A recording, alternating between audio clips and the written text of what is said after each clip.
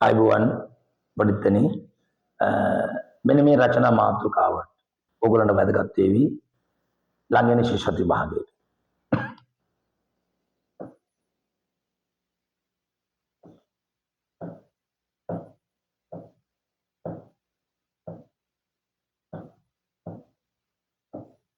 මගේ මල්වත්ත. හොඳයි මගේ මල්වත්ත ගැන වාක්‍ය ලියද්දී මේක රචනාවක් නෙමෙයි මේකට තියෙන වාක්‍ය තුනක් ලියන්න. මේ වාක්‍ය තුන ලියද්දී මේ මාතෘකාව දීලා කියනවා මගේ මල්වත්ත යන මාතෘකාවට උක්තාක්ෂත ගලපා අක්ෂර වින්‍යාසය නිවැරදි වාක්‍ය තුනක් ලියන්න. එහෙනම් වාක්‍ය ලියන්න කරුණු ඕනේ.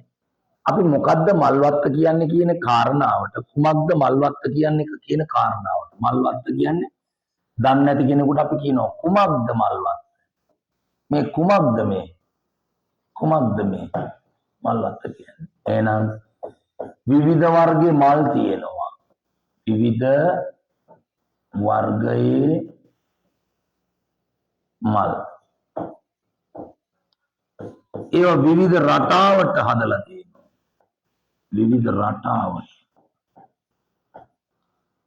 මගේ මල්වත්ත විවිධ රටාවට. ඊළඟට මල්වත්ත නම් මල්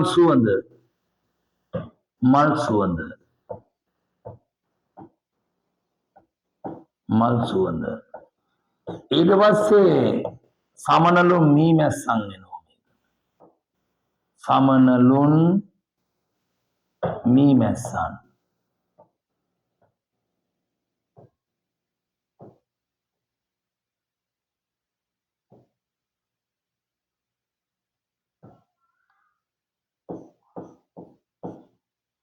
සමනල්ලු මීමැස්සෝ කියන්නේ මොකද මගේ මල්වත්ත ගැන කියද්දී එයා තමයි අපි උත්තර හැටියට ගන්න බලාපොරොත්තු වෙන්නේ. ඒක නිසා සමනලුන් මීමැස්සන්.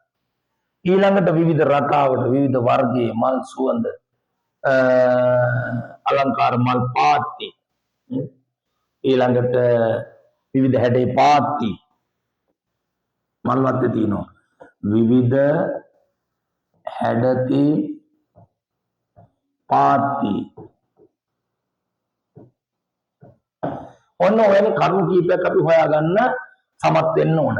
ඊට පස්සේ මේ සියල්ලම මගේ මල්වත්ත නම් අපට උක්තයක් අවශ්‍යයි. උක්තේ තමයි පුතා මල්වත්ත. උක්තේ තමයි මල්වත්ත. එතකොට අපිට කියනවනේ ආඛ්‍යාතයක් කියලා. එහෙනම් උක්තාඛ්‍යාත ගලපා කියනකොට අපි ආඛ්‍යාතය හොයාගන්නවා. පුතා මල්වත්ත කියන්නේ නාමපද පාඩමේ අප්‍රාණවාචී ස්ථාන නාමයක්. එහෙනම් උක්තය එක්ක ප්‍රාණවාචී එක්ක අප්‍රාණවාචී වාක්‍යයක. එහෙනම් මේකේ අප්‍රාණවාචී උක්තයක් නිසා ඊ අකුරෙන් අවසන් කරනවා. එතකොට අපි ඔන්න ක්‍රියාපද ටිකක් හොයලා තියා ගන්නවා මේකට ගලප ගන්න. වෙයි දෙයි කරයි. ඔන්න අපි ක්‍රියාපද ටිකක් ගලප ගත්තා. අප්‍රාණවාචී නිසා ඕනනම් තිබෙයි කියලාත් ලියන්න පුළුවන් යම්. තිබෙයි. හරිද? එහෙනම් දැන් ඔන්න මගේ වැඩ කොටස ඉවරයි. දැන් පුතාලාගේ වැඩ කොටස තියෙන්නේ. මම ඒ ටික කියලා දීලා මම සමුගන්නවා. පුතාලා වාක්‍ය තුන ලියලා නිවැරදි කරගන්න ඕන. හොඳට බලන්න රෙකෝඩින් එක නැවත වතාවක් බලලා තේරුම් ගන්න කොහොමද නිවැරදි වාක්‍ය ලියන්නේ කියලා. මේ කොටස තමයි මගේ ඩියුටි එක.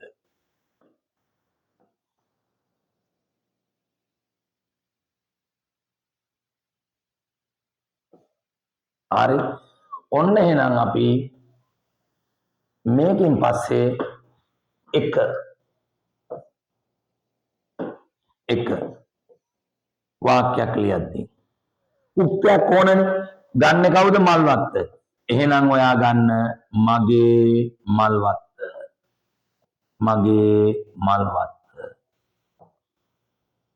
මම එපාය මල්වත්ත ගැන අහන්නේ.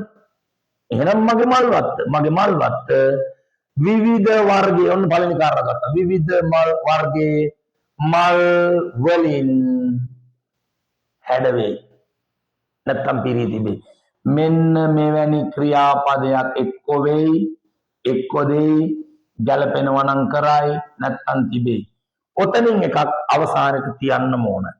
මේ අන්තිමට මේ වයින් එකක් ගලපලා තියෙන්න ඕන.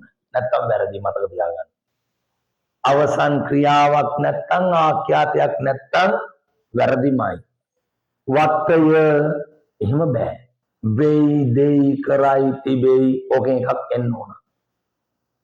අපි ලකුණු ගන්න ලියමු.